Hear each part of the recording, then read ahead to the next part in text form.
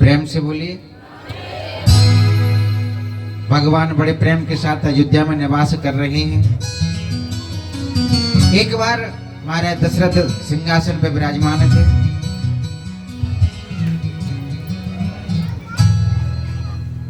और देखा कि मैंने बहुत दिन राज सुख भोग लिया, क्यों ना अपने बड़े पुत्र राम को राजा बना दूं। और पुत्र जब बड़े हो जाएं तो उनके कंधों पर वजन डाल देना चाहिए। अगर वजन नहीं डालोगे और तुम ही काम करते रहोगे तो बेटा बिगड़ जाएंगे फिर। और दुनिया में एक चीज मैं आपको बताऊं, इंसान अगर खाली रहता है ना तो वो बिगड़ जाता है। पैसा नहीं कमाओ तो घरवाली लात मारे, बहन भांजी बात नहीं करें, मोहल्ला पड़ोस के आवारा कहें। इसलिए कभी भी खाली मत बैठो, कुछ न कुछ करते रहो।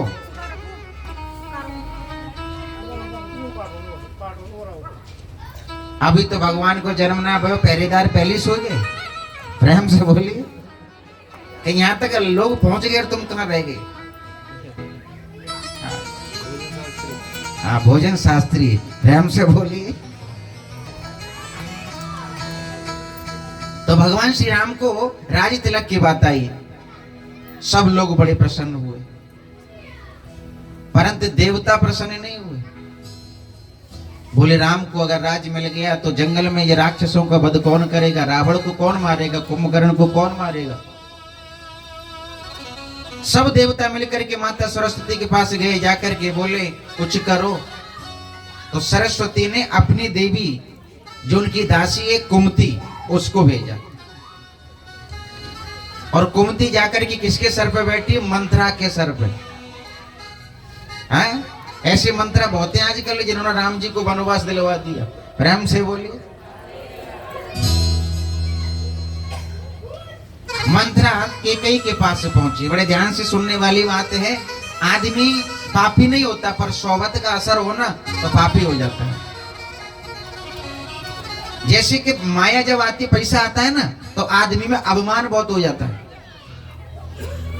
पैसा आते ही सबसे पहले आदमी अकड़ू हो जाता है, फोन उठाना बंद कर देता है, परिवार वालों से दूर हो जाता है, दोस्तों से दूर हो जाता है। तो जिस पे चार पैसा हो ना तो वो गरीबों से बात नहीं करता, क्या सोचता है कहीं पैसा ना मांग ले। और आजकल के समाज में ये बात बहुत फिट होती है, लोगों से अलग जाना। जो लोगों से अलग बैठता है ना, समझ लो ये दो चार पैसा कमा लिए जाना। एक छोटी सी बात याद आ गई। एक रानी थी,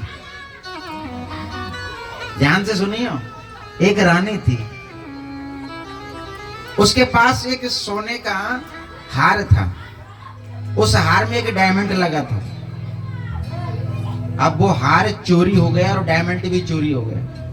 हार के साथ था ना। अब तो रानी राजा के पास पहुंची कि मेरा वो डायमंड जो था ना वो चोरी हो गया, कुछ भी करो उसको ढूंढ के लाओ।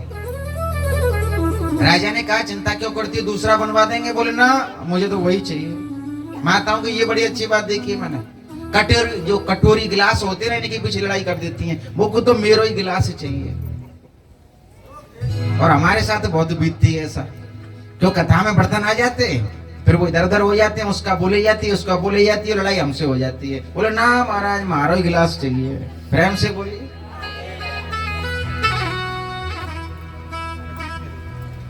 राजा ने मंत्रिमंडल को बुलाया और कहा, रानी का जो डायमंड चोरी हुआ है उसको ढूंढ करके लाओ, और जो ढूंढ करके लाएगा उसको इनाम बहुत बड़ा दिया जाएगा। अब महाराज छानबीन प्रारंभ हुई, सीबीआई लग गई, बड़े बड़े लोग लग गए, नौकर चाकर सेवा में लग गए। तो पता किया कि उस डायमंड को एक चूहा ने चोरी किया। किसने चुराया? एक चूहा। तो जहां से महल में से चूहे का जो भिल्ल था ना, बिट्टा था, वहां से और जहां तक आगे तक वो जा रहा था, पूरी खुदाई कर दी, तो वो चूहा उस भिल्ल से निकल के कुएं में जा रहा था। अब कुएं तक पहुंचे तो वहां जाके देखे बहुत सारे चूहे एकदम लाइन लगा करके बैठे हैं, बहुत सारे चूहे उस कुएं के अंदर।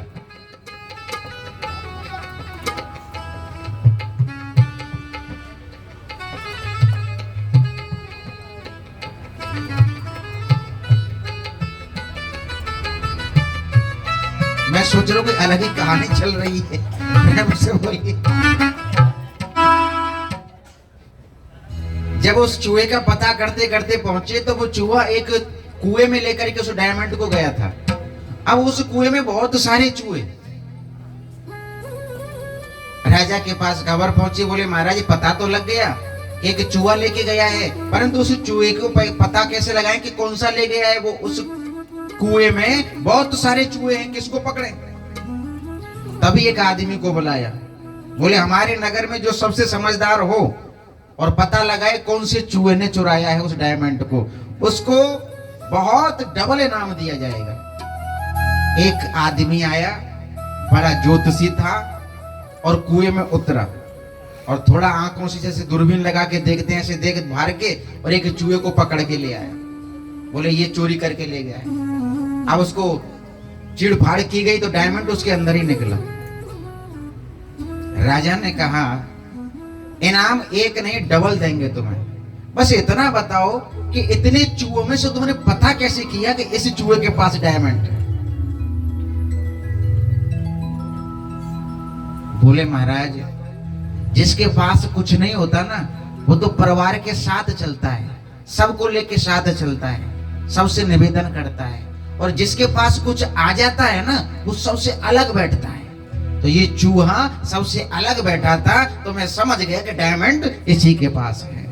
अब समझ लेना, जो समाज से दूर जा रहा हो ना, वो डायमंड उसी के पास है। प्रेम से बोलिए।